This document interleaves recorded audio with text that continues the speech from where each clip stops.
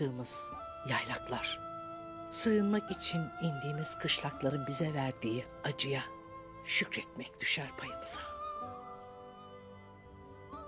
Her kim ki bu imtihandan alnının akıyla çıkar, o vakit Rabbinin merhametine de, rahmetine de mazhar olacaktır. Ben en çaresiz günümde Ertuğrul Bey'imden bunu öğrendim. Karşımıza dikilen belalar nedenli büyük olursa olsun, tereddüt etmeden üstüne gitmeyi, acılara şükretmeyi, ne acılarımızla yıkılacağız, ne de tereddüt edip korkacağız. Dün kardeşim, bugün Gökçe.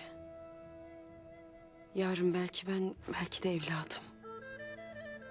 Bu otağı dimdik ayakta tutmak için cenk eden Ertuğrul'u ve şehit düşen nice Alp'imizi düşünüp dimdik ayakta duracağız.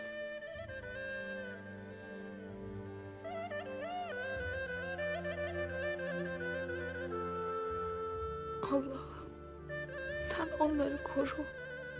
Bize dayanma gücü ver. Müsaadenizle ana.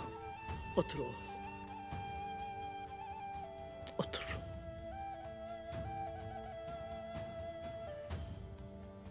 Bizi, otağımızı, ocağımızı hiçbir acı yıkamaz.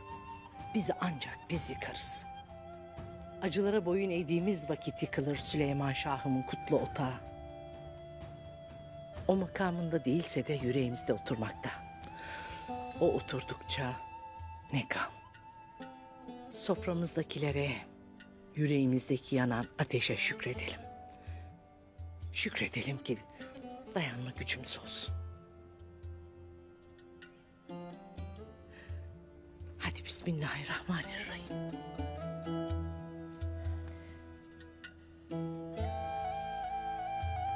Hadi kızım.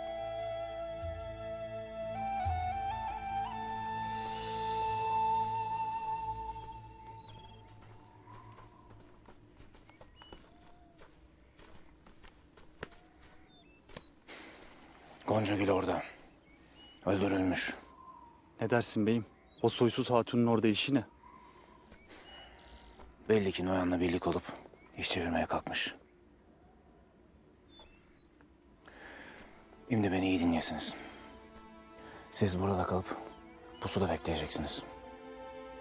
Eğer dönmezsem gece obaya dönün. Cesedi de gömersiniz.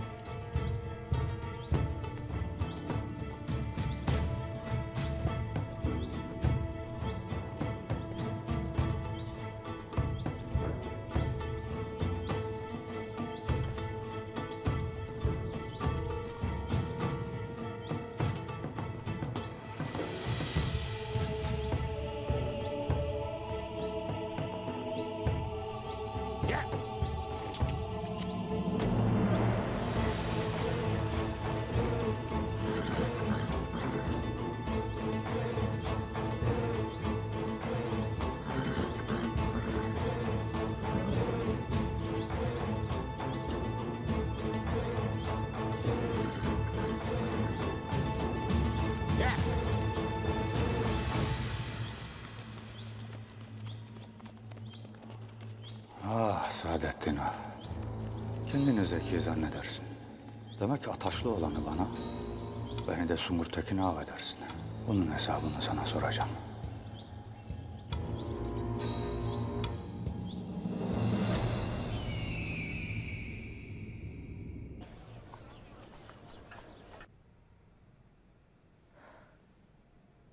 Ne bir ses ne bir haber. O soysuz kardeşime ne edecek diye düşünmekten ne yapacağımı bilmez oldum.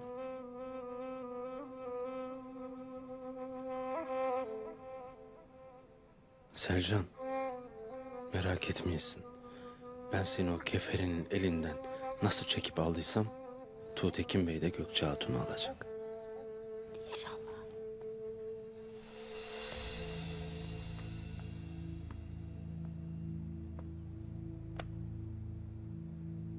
Emir Saadettin bir komutanını göndermiş Haymana.